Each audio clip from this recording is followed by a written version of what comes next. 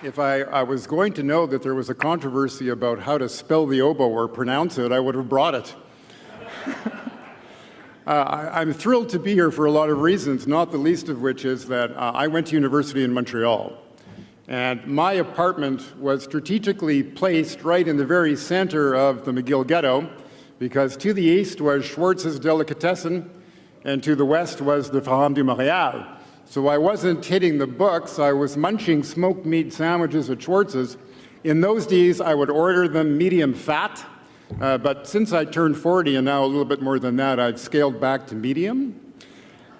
And I had a season ticket to Le Canadien. This is the truth, and you know what I paid? I inherited them from a friend, but it was $6 a ticket, and I got to sit at the lower part of the grays in the upper bowl of the Forum and watch Le Canadien gagner la Coupe Stanley the years that I was here. But now, of course, I'm a Manitoban, and I'm with the Jets all the way. I make no apologies to the Habs fans.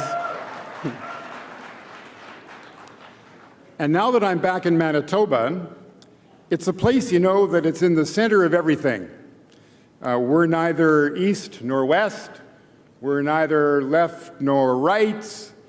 And we look at the country from the very middle of things. We have elections every now and again in Manitoba, and we even occasionally change governments, but when we do, we change directors, not direction, because succeeding governments know that the people are in the middle of the road, and if you want to be successful year after year, you'd better appeal to most people, not those who are marginalized. And for the past 16 years, I've had the pleasure of being the president and chief executive officer of the Business Council of Manitoba, which is a group of 75 CEOs of Manitoba's leading companies. And what I've learned from them is the power of entrepreneurship and of risk-taking. The engine powering economic growth is the creativity of the entrepreneur who sees what we don't see, who creates opportunity, who invests capital, who makes and provides for jobs for people throughout the economy. And I have developed a deep appreciation for the relationship between the generation of wealth, the power of job creation, and the responsibility that comes with that and how we distribute that wealth. Well, because of that orientation, the Business Council was interested in building a consensus across party lines and across all governments at all levels.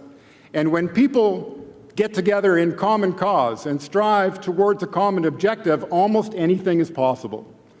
And I want to talk about a few things that were possible and that we did achieve. In 1998, Manitoba was welcoming 3,000 immigrants a year. It ought to have been 10,000 to be the better proportion of the population that should come to our province. So the business community began to work with governments to find ways in which we could attract more immigrants to Manitoba, and the vehicle was created through the provincial nominee program.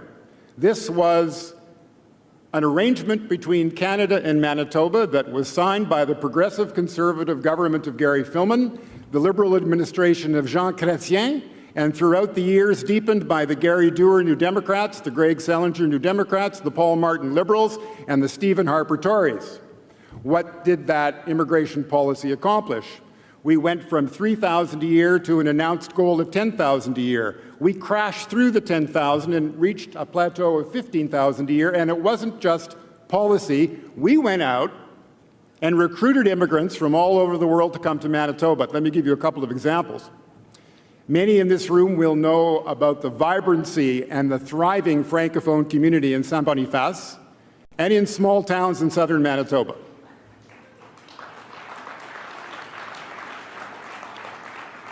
There is a 100-year-old newspaper called La Liberté, which is still thriving in Manitoba.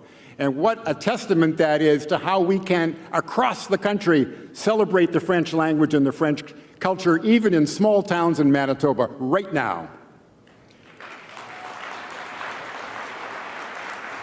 So there was an aggressive outreach to bring more Francophones to Manitoba, and they have come. We learned that the Israeli embassy and the Jewish center in Buenos Aires had been bombed and terrorized. And there was a growing interest among Argentinian Jews to leave the country as the economy failed, and they felt less and less secure. They started to come to Manitoba. We sent a mission of the provincial government, the Jewish Federation, and the Business Council of Manitoba. We made presentations to community groups. Now, there are hundreds of Argentinians living in Winnipeg and in southern Manitoba. They are sending their children to school. They are entrepreneurs. They are professionals. They have added a tremendous dimension to our community, as have those who have come from India and the Philippines, adding to the rich texture and dimension of our multicultural society because of a progressive immigration policy that is now not only the envy of much of Canada, but the envy of the world. It's not a bad thing to be known for in an internationally competitive environment as being a welcoming home for immigrants wherever you may have lived before. That is the mark of Canada. That is the mark of Manitoba.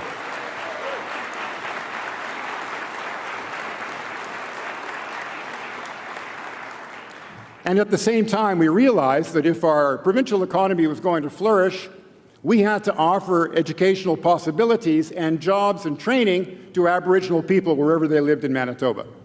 So again, in partnership with the governments of Canada and Manitoba, led by the business community, we offered a set of bursaries. Fast forward to 12 years, we have now given out $4.5 million in bursaries to more than 1,500 young Aboriginal students from top to bottom in Manitoba who have gone back to their communities as nurses, doctors, teachers, entrepreneurs who are creating the virtuous circle of the relationship between education, aspiration, and success. It's catchy and it's working, and we're proud of it.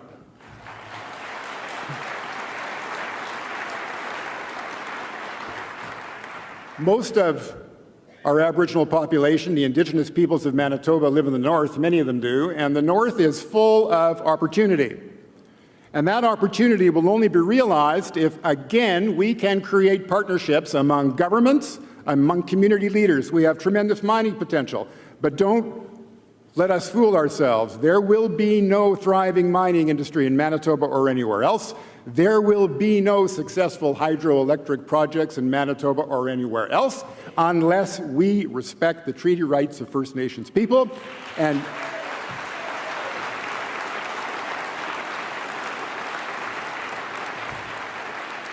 because they will make sure that we develop those resources responsibly because they respect our land.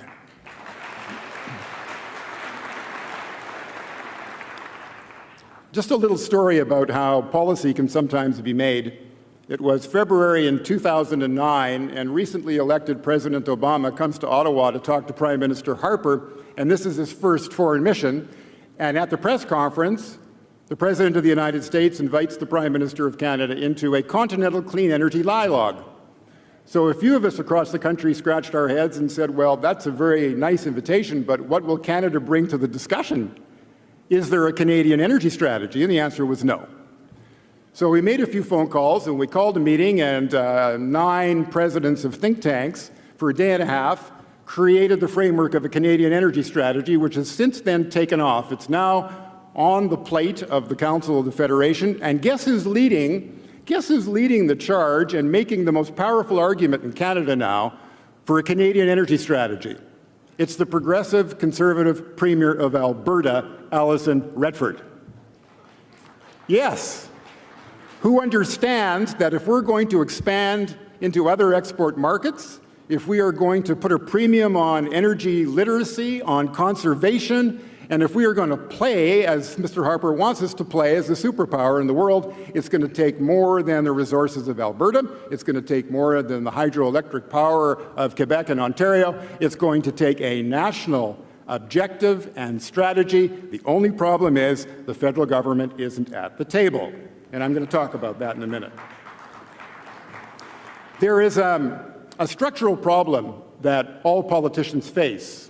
And I know that I'm going to face it too, and that is that the electoral cycle is cut into 4-year chunks. You go 4 years to 4 years, unless you're in a minority government, then you go 2 years to a year and a half. But the decisions that we have to take are generational and are looking at the long term, sometimes 100 years when you're building a hydroelectric dam. I want to give you 2 examples of what we have done in Winnipeg. Exactly 100 years ago, the water in Winnipeg was of a very poor quality. It was brown, didn't smell very good, didn't taste very good. Winnipeg was then expected to become a city of 1 million people. It was going to be the Chicago of the North. Well, we're not quite there yet, and we don't beat the Blackhawks very often, but we're working on it.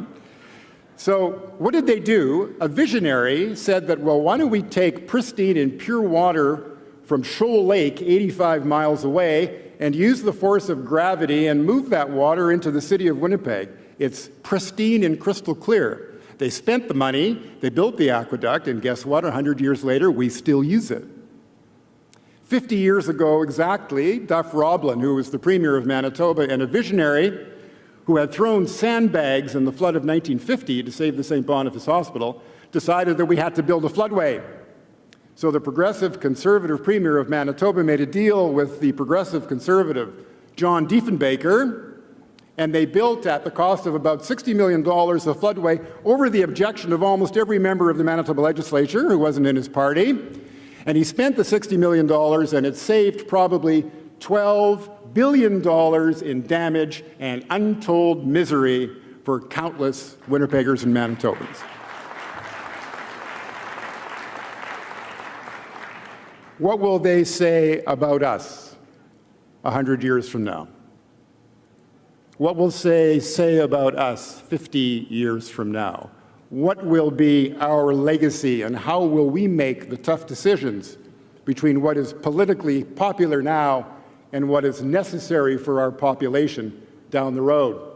Maybe we will have rapid transit systems powered by hydroelectric energy and renewed resources. Maybe we set an aspirational goal that every Aboriginal child will have the same opportunities that my kids have had, and the graduation rates for Aboriginal kids will be the same as the non-Aboriginal population. That's not a bad goal.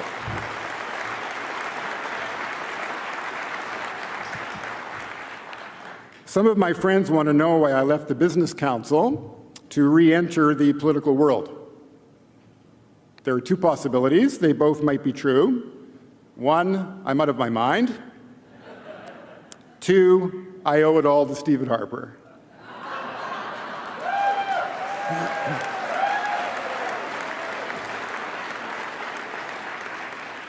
And believe it or not, there was a defining moment. There was Stephen Harper speaking in front of a crowd like this, except they were all Tories. And at the end of his speech, just as he's getting really revved up and he's pointing his fingers, he says, quote, "I couldn't care less what they think," unquote. The they in that sentence are his opponents. So that must be 70% of Canadians.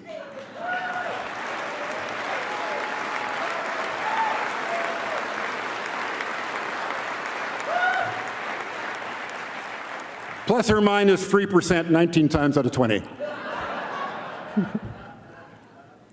We care what Canadians say. We care what Canadians think, even if they're not liberal.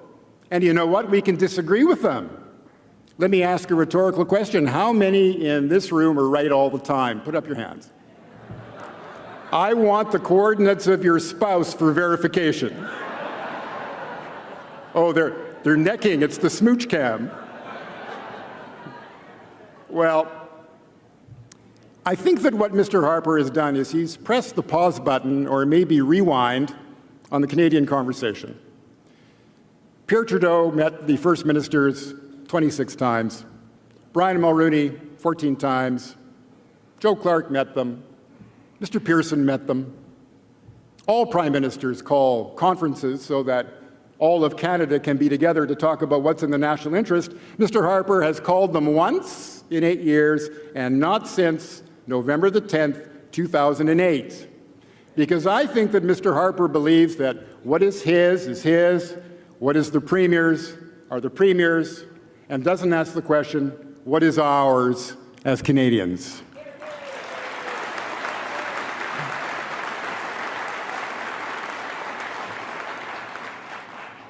And that isn't the only conversation that stopped. We care not only about those people with whom we disagree, but we care about scientists and scientific research.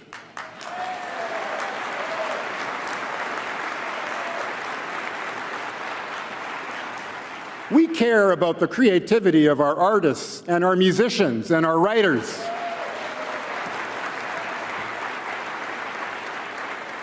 We even care what those journalists think back there in the back row.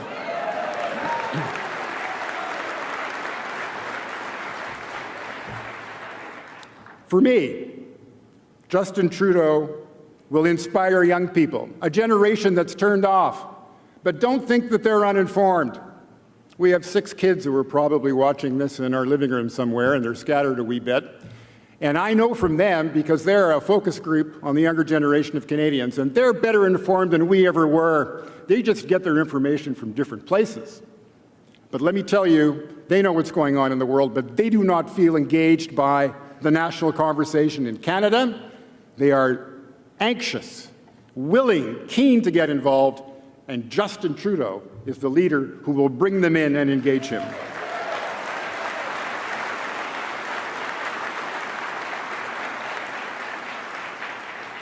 For me, Justin Trudeau offers the best hope to return our politics and our public discussion to a higher level of civility and of respect. To me, he offers the best hope to restore faith in our democratic institutions, most importantly, Parliament itself.